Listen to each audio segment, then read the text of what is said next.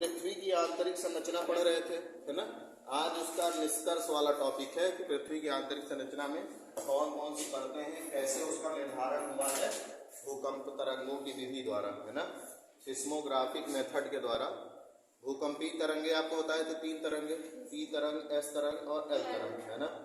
प्राथमिक और द्वितीयक तरंगे पृथ्वी के भू सतह के अंदर गमन करती हैं। अगर ये पृथ्वी का सतह है तो यहाँ अगर भूकंप का केंद्र है तो यहाँ से प्राथमिक तरंगे, द्वितीयक तरंगे, तृतीयक तरंगे क्या होगी, उत्पन्न होगी। ठीक है, प्राथमिक और द्वितीयक जब यही तरंगे सतह पे टकराती है तो वहाँ कौन सी तरंग उत्पन्न होती है, एल तरंग उत्पन्न होती है।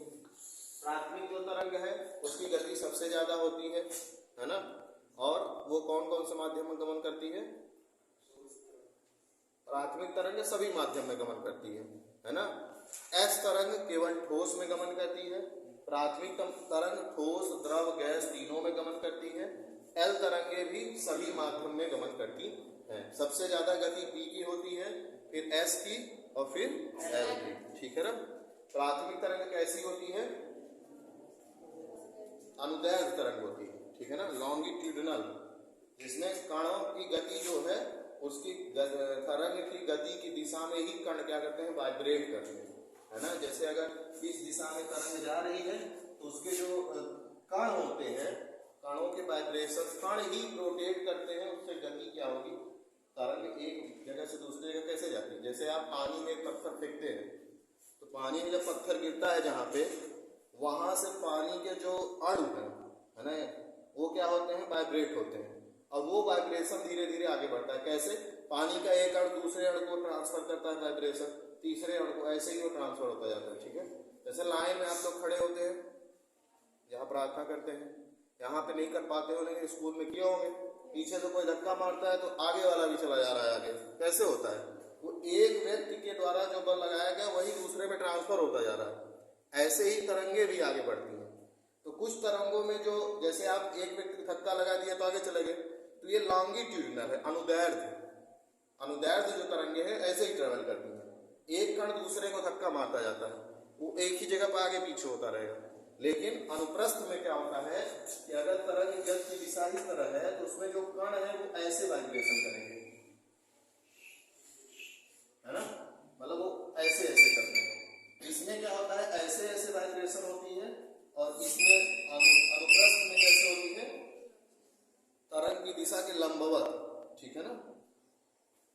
तो इस तरह का, जैसे मान लीजिए अगर सांप को देखते हैं आप, सांप को चलते हुए देखते हैं, ऐसे ऐसे चलता है, तो उसमें जो उसका बॉडी के जो सेल्स हैं, सेल से बॉडी बनी कोशिकाओं से, तो वो पहले इस तरह जाते हैं फिर ऐसे जा रहे हैं, है ना, लेकिन उसके जाने की दिशा सीधी है। मान लीजिए इधर से उधर जाएगा, लेकिन वो ऐसे होते हुए जाएगा, मतलब उसके सेल्स जो है उसकी दिशा के लंबवत गति कर रहे हैं, पहले लंबवत जा रहे हैं फिर ऐसे जा रहे हैं, है ना। तो ये तरंगों के बारे में बात हुई थी, ये हम पढ़ा चुके हैं, बस रिकॉल करा दिए आपको। तो जैसे आपको बताया था कि जैसे जैसे घनत्व बढ़ता है पृथ्वी के भीतर जाने पे, तो अगर मान लीजिए कोई तरंग है, पी तरंग है, एस तरंग है, यही केवल पृथ्वी के भीतर ट्रेवल करेगी। एल तरंग तो पृथ्वी के ऊपर ट्रेवल करेगी, उससे हमसे कोई मतलब नहीं, उससे हमको पृथ्वी के भीतर की कोई जानकारी नहीं मिलेगी। पी और एस से मिलती है। तो आपको पहले ही क्लास में बताए थे कि जब तरंग गति कर रही है पृथ्वी के भीतर, ठीक है, तो जब उसकी गति बढ़ती जाएगी तो उससे आप क्या निष्कर्ष निकालेंगे, घनत्व तो बढ़ रहा है। गति बढ़ रही है तो क्या होगा, घनत्व तो बढ़ रहा है। जैसे ही गति कम हो रही है मतलब घनत्व कम हो जा रहा है। अगर पी और एस तरंगे हैं, दोनों ट्रेवल कर रही हैं, दोनों की गति बढ़ रही है, तो क्या मतलब है, घनत्व तो बढ़ रहा है। और कौन सा माध्यम है, ठोस, क्योंकि एस तरंग किसमें केवल ट्रेवल करती है, ठोस में, केवल ठोस में ट्रेवल करेगी, वो किसी माध्यम में नहीं। एस तरंग किसमें ट्रेवल करेगी, केवल ठोस से। सबसे ज्यादा जानकारी हमको इसी से मिलती है, क्योंकि पी तो सभी में ट्रेवल कर रही है ना। अब इससे हमको कैसे पता चलेगा, अगर पी तरंग बस को ध्यान में रखें तो हमको पता ही नहीं चलेगा कहाँ माध्यम बदल गया है, बहुत ज्यादा नहीं डिफरेंस है। लेकिन एस को ध्यान में रखेंगे तो पता चल जाता है। मान लीजिए अब पी अब एस ट्रेवल कर रही है, गति बढ़ रही है, मतलब घनत्व तो बढ़ रहा है। अब एस भी है, मतलब ठोस अवस्था में चल रही चीज। कुछ जगह ऐसा आएगा कि P और S की गति दोनों क्या हो जाएगी, कम हो जाएगी, दोनों की गति क्या हो जाएगी, कम हो जाएगी। तो इसका मतलब क्या है, घनत्व तो क्या है, कम हो गया है, लेकिन माध्यम कैसा है, ठोस ही है, क्योंकि अभी भी S क्या है, बनी हुई है, S बनी हुई है मतलब ठोस ही अवस्था है। लेकिन घनत्व तो ठोस में ही, कैसे, ठोस में कई तरह के ठोस होते हैं, जैसे रबड़ भी एक ठोस ही है, लेकिन रबड़ को आप दबाएंगे तो दब जाएगा, लेकिन आप पत्थर को दबाएंगे तब जाएगा। तो पत्थर का घनत्व तो ज्यादा है, पत्थर में P तरंगों की गति तेज होगी, लेकिन रबड़ जैसी कोई माध्यम होगी उसमें क्या होगी, गति कम हो जाएगी। क्यों, क्योंकि उसका घनत्व तो कम है, लेकिन है तो ठोस ही है। तो मतलब अगर ठोस में ही घनत्व तो कम होगी तो दोनों की गति क्या हो जाएगी, कम हो जाएगी।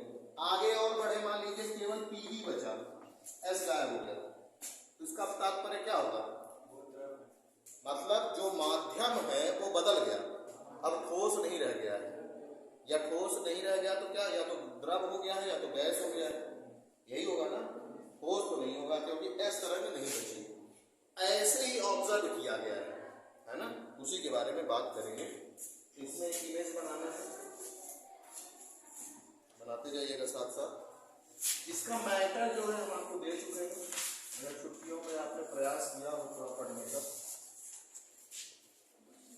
इसमें दो इमेज है, बहुत ही महत्वपूर्ण क्वेश्चन है, लगभग 15 से 20 नंबर का, 10 नंबर का, 5 नंबर का, किसी भी तरह का क्वेश्चन आ सकता है इससे, है ना। तो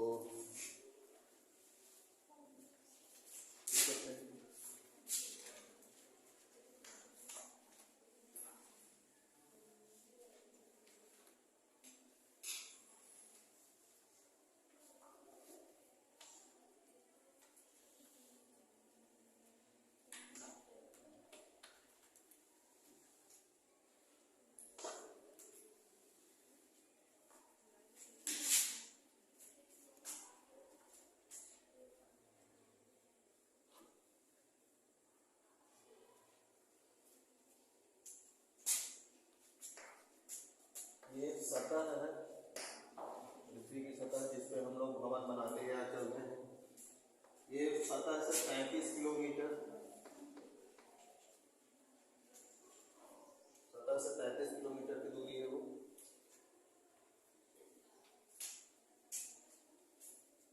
फिर यहाँ पे 100 किलोमीटर,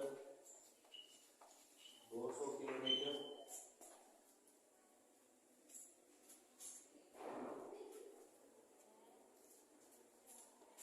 ये थोड़ा छोटा बनाना चाहिए क्योंकि 100 से 200 अभी देखेंगे आप, डायरेक्ट 2900 किलोमीटर दिखा रहे हैं। फिर तो ठीक है, 950 किलोमीटर। और केंद्र, पृथ्वी की सतह से केंद्र की दूरी कितनी है, कितना है त्रिज्या पृथ्वी की, 6371 किलोमीटर, 6371 किलोमीटर, ठीक है। अब ये कैसे, ये बाद में बताया गया है, ये नहीं पहले पता चल गया कि ये 100 किलोमीटर में है कि 200 में है 300, ये ऑब्जर्व किया गया है, बना जरूर रहे हैं, इसलिए समझ लेते हैं, फिर हम उसको डिफाइन करते हैं कैसे क्या है चीजें।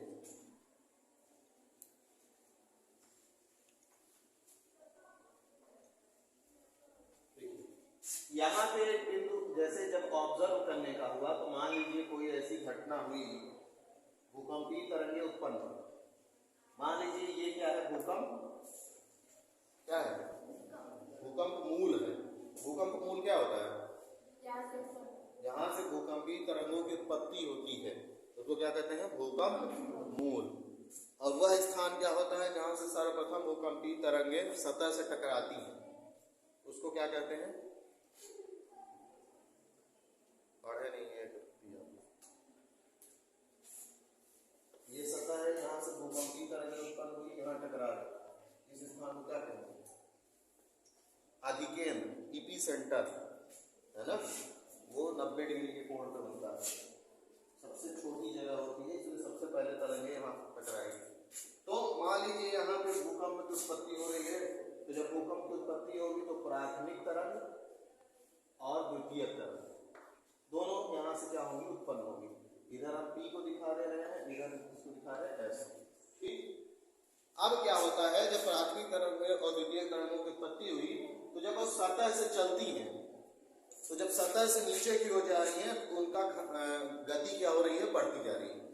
जब ऑब्जर्व किया गया सिस्मोग्राफ के द्वारा, सिस्मोग्राफ एक यंत्र है जिससे भूकंपीय तरंगों को मापा जाता है ना, और उसी से एक ग्राफ बनाते हैं कि कौन सी तरंग की गति कहाँ कितनी हो रही है, ठीक। तो उसके द्वारा जब ग्राफ बनाया गया तो देखा गया कि मान लीजिए भूकंप की उत्पत्ति यहाँ से हो रही है, तो जब ये तरंगे पृथ्वी के सतह की ओर जा रही है, अंदर की ओर, ये सतह मतलब भूपर्पटी है, सबसे ऊपर वाला भाग ये, ठीक है, सबसे ऊपरी भाग जिसपे आप चलते हैं, भवन बनाते हैं, कुछ भी करते हैं। फिर इसके भीतर की पृथ्वी की बात हो रही है ना, केंद्र तक जाने पर। तो जब ये तरंगे यहाँ चली तो क्या देखा गया कि इनकी गति धीरे धीरे क्या हो रही है, बढ़ रही है। अब दोनों उपस्थित है, मतलब ये कैसा माध्यम हो जाएगा, यस तरंग है तो ये कैसा माध्यम होगा, ठोस होगा ना, मतलब ये कैसा है, ठोस है, ठीक। तो यहाँ ठोस लिख दे रहे हैं।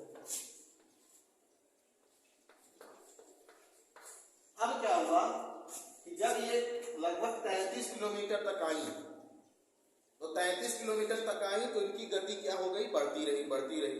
लेकिन 33 किलोमीटर आने पर अचानक गति और तेज हो गई, अचानक गति बढ़ गई।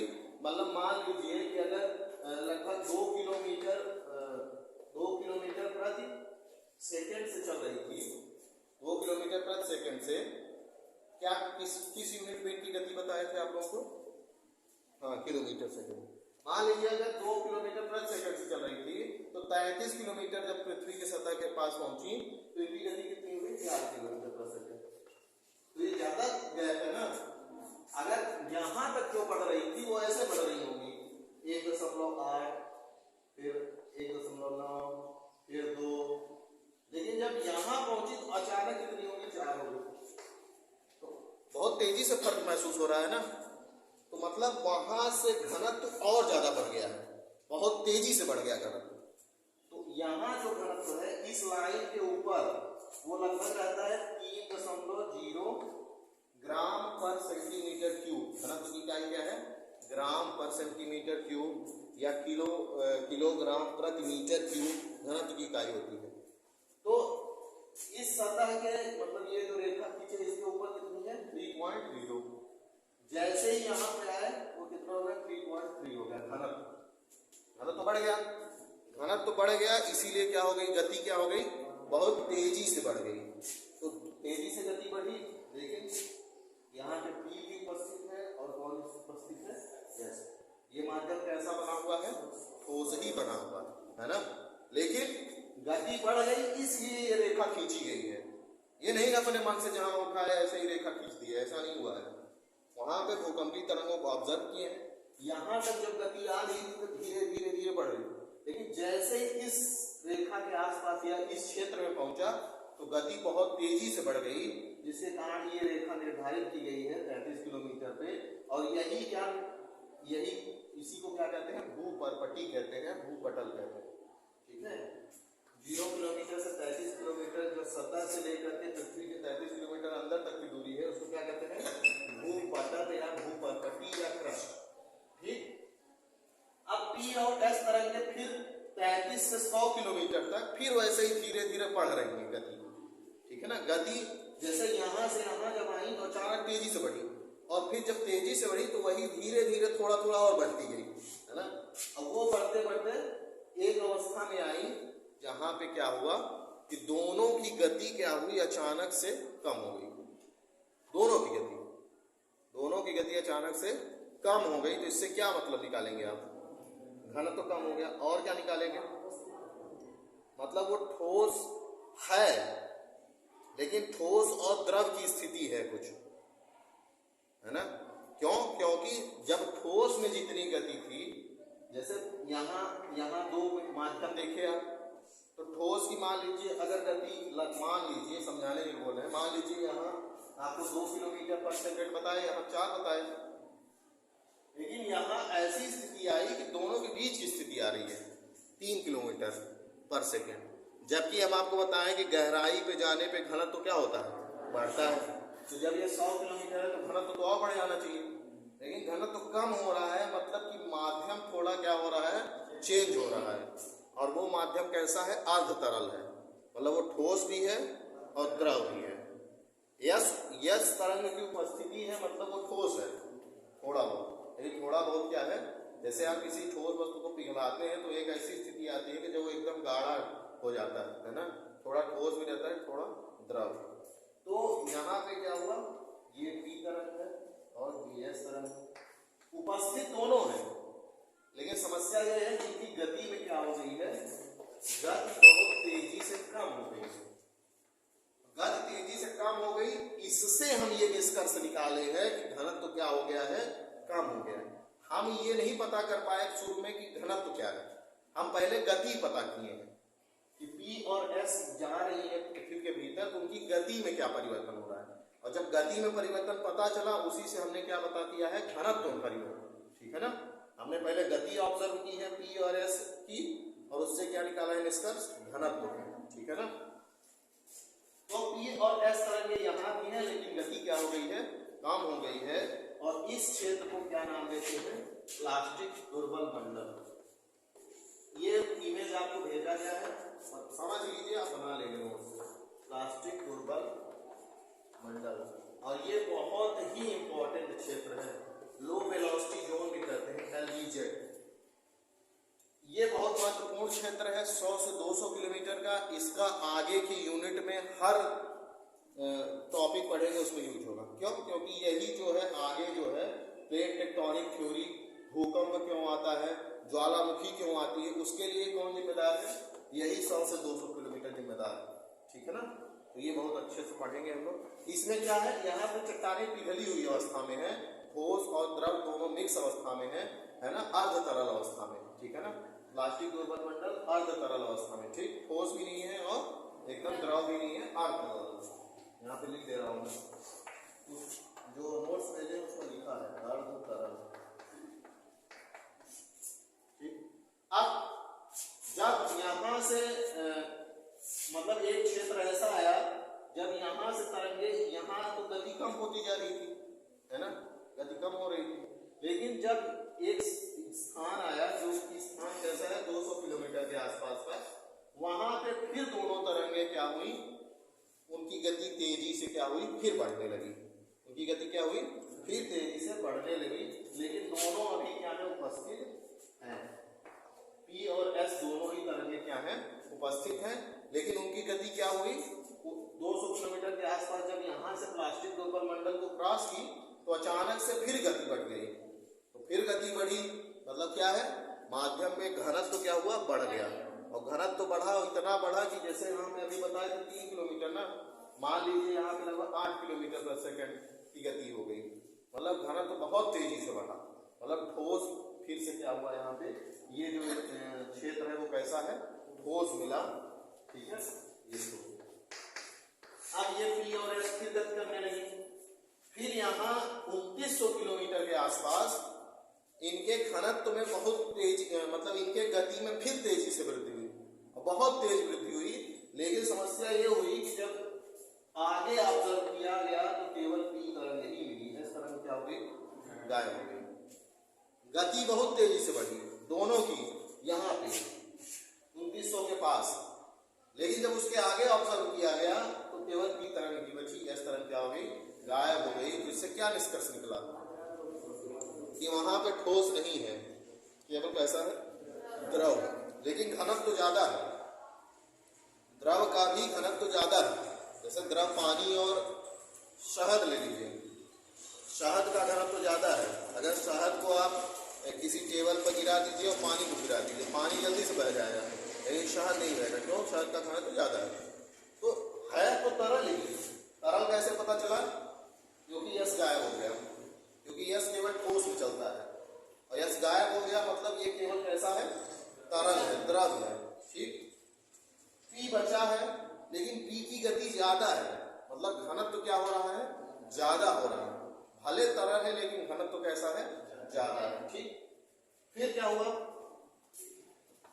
फिर जब 5150, ये तो बाद में पता चला इसको जब मापे, लेकिन जब P आगे बढ़ा तो इस क्षेत्र के पास P तरंगों की गति फिर क्या हुई, यहाँ के बाद अपने इस मतलब सबसे उच्च गति में पहुंच गई। यहाँ जितनी गति होगी जब यहाँ पहुंचे तो यहाँ पे और क्योंकि ये तरल तो है ना, लेकिन यहाँ पे ये माध्यम कैसा है, ठोस है। तो जब ये गति, ये पी तरंग यहाँ पहुंची तो इसकी गति में और तेजी क्या हो गई, वृद्धि हो गई, क्योंकि यहाँ का घनत्व सबसे ज्यादा है। पृथ्वी में सबसे ज्यादा घनत्व कहाँ का है, यहाँ का है, लगभग 11 या 14 ग्राम प्रति 14 किलोग्राम प्रति सेंटीमीटर क्यूब। यहाँ का घनत्व लगभग 11 से 14 किलोग्राम प्रति सेंटीमीटर क्यूब। मतलब इसका है 1 सेंटीमीटर क्यूब, 1 सेंटीमीटर क्यूब मतलब 1 सेंटीमीटर लंबाई, 1 सेंटीमीटर चौड़ाई, 1 सेंटीमीटर गहराई वाला क्षेत्र लीजिए, उसमें कितना किलो है, 14 किलो। समझ पा रहे हैं आप, 1 सेंटीमीटर क्यूब लगभग इतना होना चाहिए, इतने में 14 किलोग्राम चीज है। समझ पा रहे हैं घनत्व तो क्या मतलब होता है, मतलब 1 सेंटीमीटर क्यूब के जगह पे 14 किलोग्राम मात्रा है। हम लोग लगभग जो चीजें अभी यूज करते हैं वो इतनी वजन वाली चीजें नहीं यूज करते हैं, है ना। हम लोग एक बोरी में 50 किलो भरते हैं, उसमें है ना 14 किलो आपको कुछ रखना होगा तो आप कितना आकार ग्रहण करेंगे, वो इतना, तो ये लगभग कितना 30-40 सेंटीमीटर होगा लगभग, लेकिन 1 सेंटीमीटर क्यूब के जगह पे ही 14 किलोग्राम की मात्रा है वहां पे, है ना।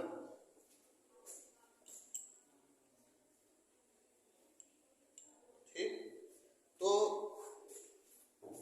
ये कैसा माध्यम हो गया, तरल, और ये कैसा हो गया, ठोस।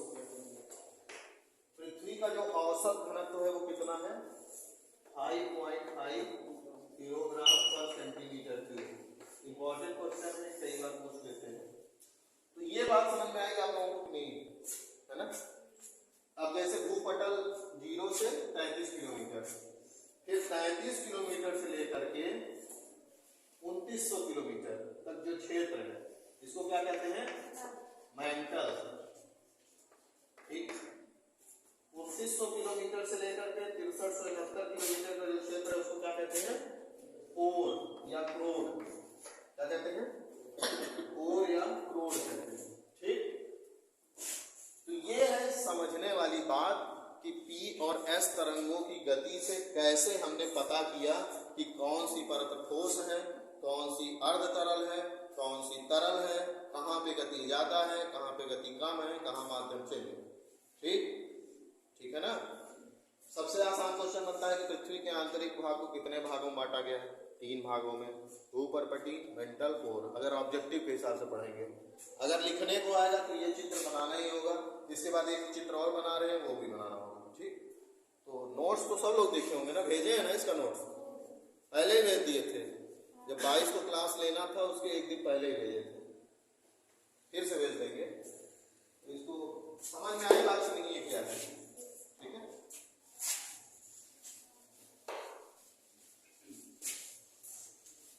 एक चित्र और,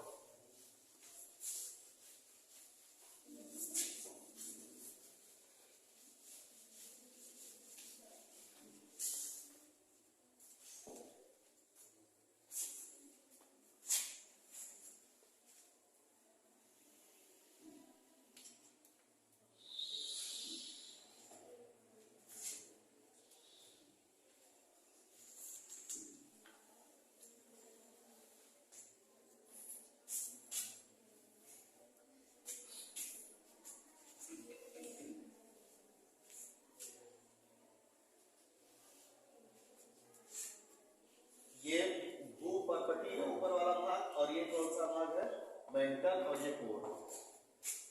ये है भूपर्पटी, मेंटल, कोर। आप बहुत महत्वपूर्ण है, ध्यान से सुनिएगा। भूपर्पटी और मेंटल को एक भाग विभाजित करता है, जिस रेखा से विभाजित करता है, जिस तल से विभाजित करता है, उसका नाम है। ठीक है, मेंटल और कोर को जो भाग विभाजित करता है उसका भी नाम है ना, क्या नाम है, इसको कहते हैं मोहो असंबद्धता। मोहो असंबद्धता। असंबद्धता का मतलब है कि इसके ऊपर जो है वो घनत्व तो लगभग समान है, इसके ऊपर घनत्व क्या है, लगभग समान। जैसे भूपर्पटी में घनत्व भूपर्पटी का जितना है लगभग आसी पास है, बहुत कम परिवर्तन है। जैसे बताया ना कि 2 के आसपास है, लेकिन जैसे ही मेंटल में आएंगे 4 हो जाएगा। यही विभाजन रेखा है, इसी के बाद 4 हो गया। तो ये क्या है, उस कड़ी को तोड़ दे रहा है ना। जैसे आप लाइन खींचते रहते हो, बीच में समस्या आ गई तो टेढ़ा में हो गया, तो ये है वो, इसी को असंबद्धता कहते हैं। असंबद्धता मतलब कोई चीज जो है एक समान चली आ रही थी, उसमें कुछ गड़बड़ी आ रही है, उसके बाद फिर उसका जो समानता का स्वरूप था वो क्या हो गया है, परिवर्तित हो गया है।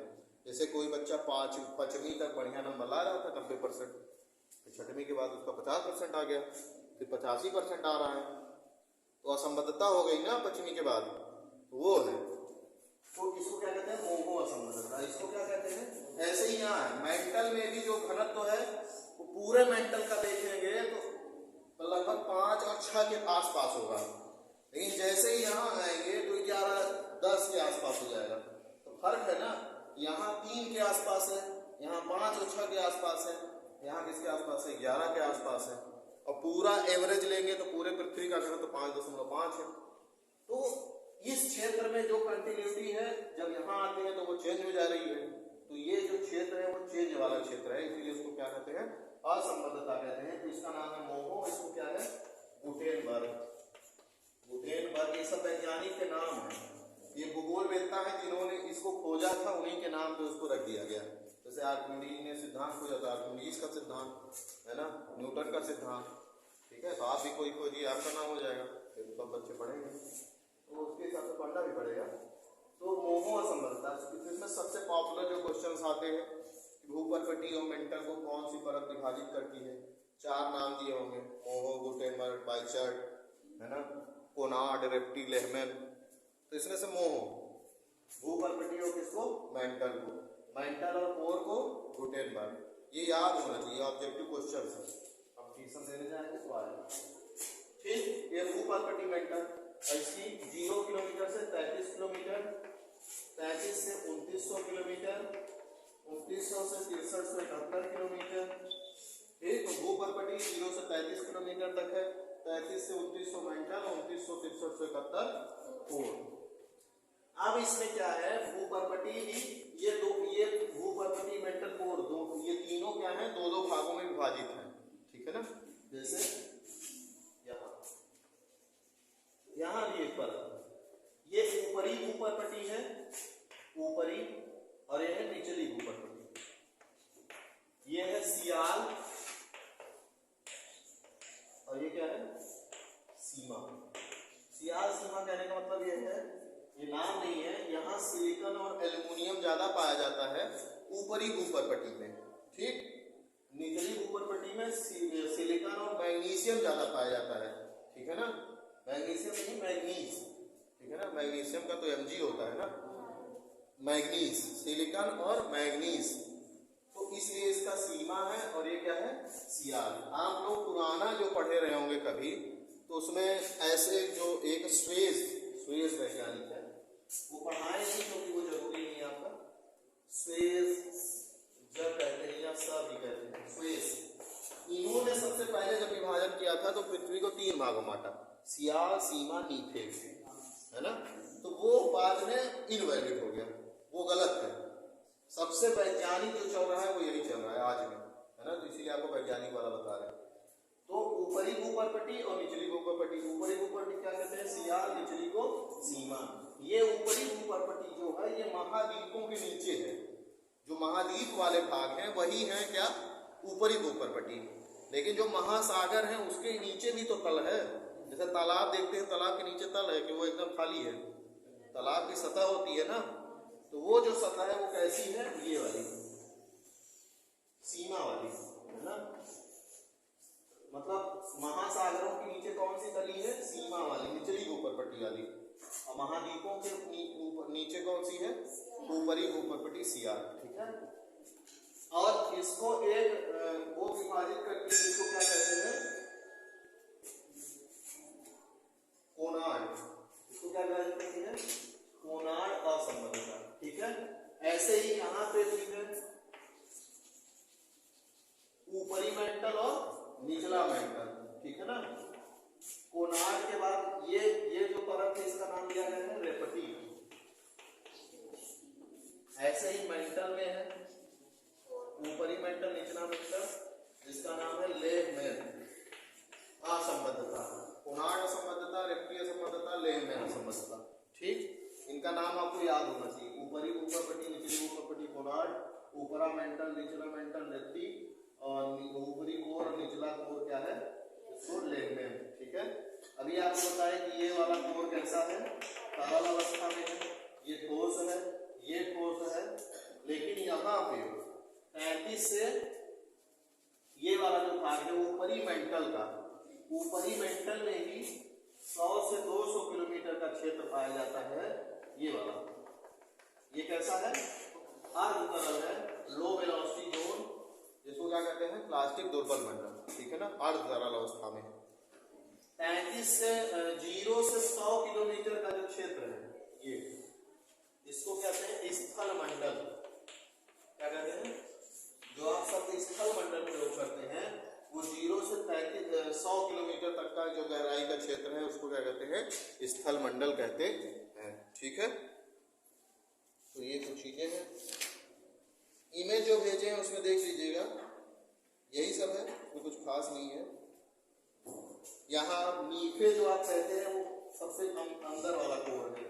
नीफे मतलब निकिल और फेरस ज्यादा पाया जाता है। ठीक, ठीक है, इसके बाद कल बात करते हैं। इसमें एक चीज और है, जैसे भूपर्वती का आपको बताया ना, औसत जो घनत्व है 2.8 किलोग्राम पर सेकंड है।